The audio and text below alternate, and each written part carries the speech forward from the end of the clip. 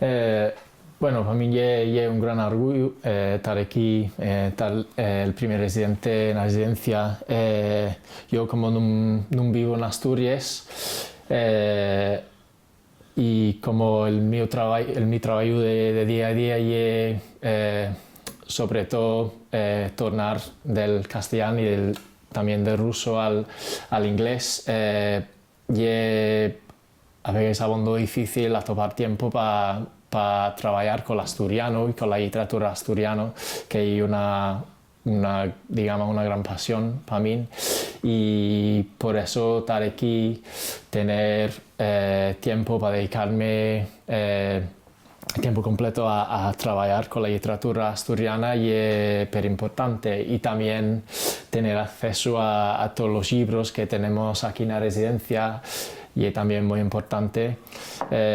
Y espero que las lecturas que hago aquí en la residencia van a tener consecuencias a largo plazo en nuevos proyectos.